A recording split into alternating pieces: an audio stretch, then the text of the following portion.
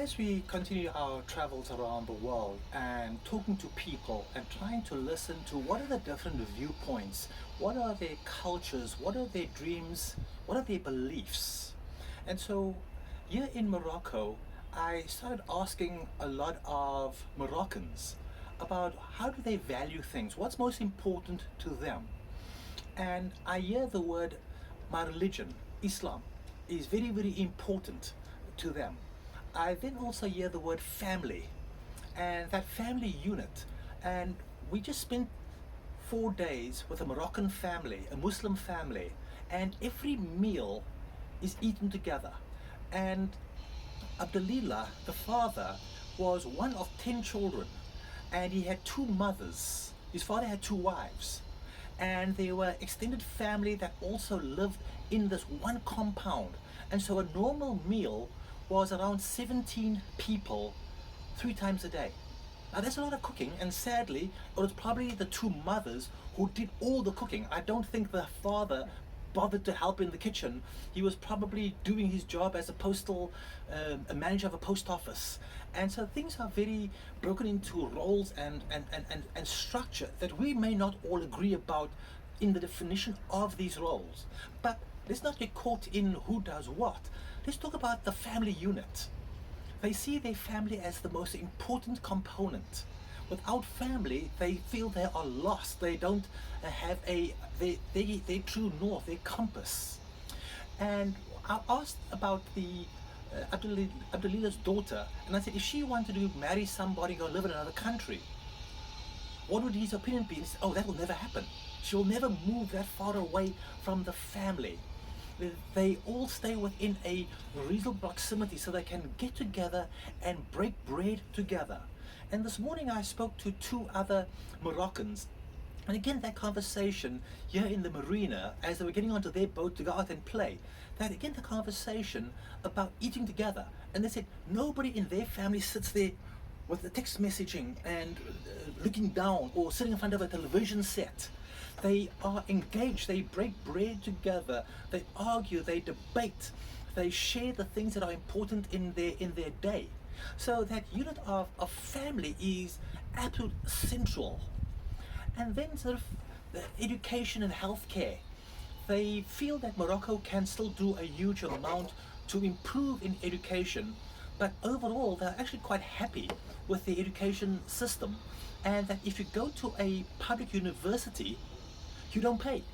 It's actually covered, the entire public education is covered by their taxation structure, the investment that they see as their taxation in the continuation of their society.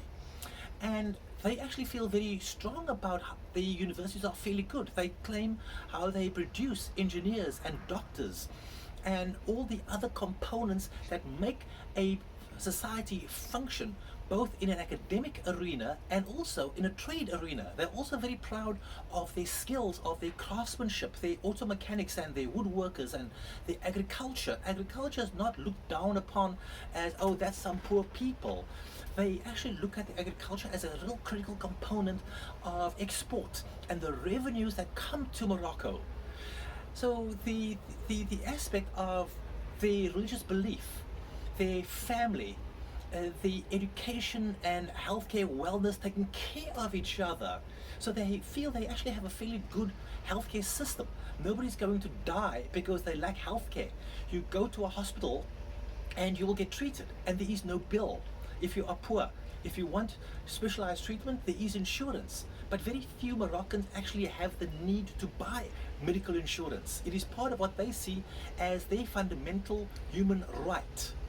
So I look at things that happen around the world where healthcare is crumbling, and we let's just look at the COVID situation, for example, where countries were saying, oh, that's a government conspiracy, or that's BS, or oh, that doesn't exist. The denial of the science that took place, and what happened in the result to countries that didn't pay attention to the science, who didn't pay attention to the details. Morocco hardly had COVID.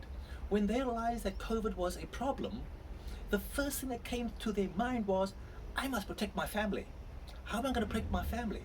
If that means I need to wear a mask, there's no question about I will wear a mask. if it came to the point of where people could infect each other by being transit, by moving around, basically what we know as the lockdowns, the Moroccans in a heartbeat stayed at home because, again, to them, their family unit, being together, breaking bread together, cooperating, taking care of each other together, was the most important element. They didn't care if the science was right or wrong. They just knew the fundamental basics was my family comes first. And I'll figure out how to survive. I'll figure out how to eat. But if I don't have a family, we can't figure any of that out. And as a result, the COVID numbers in Morocco, the death rates were low, the infection rates were low, and still right now, those are low. And if you went into the street and you didn't wear a mask, you were immediately ostracized. The police may even grab you, they may even fine you. It was just not acceptable.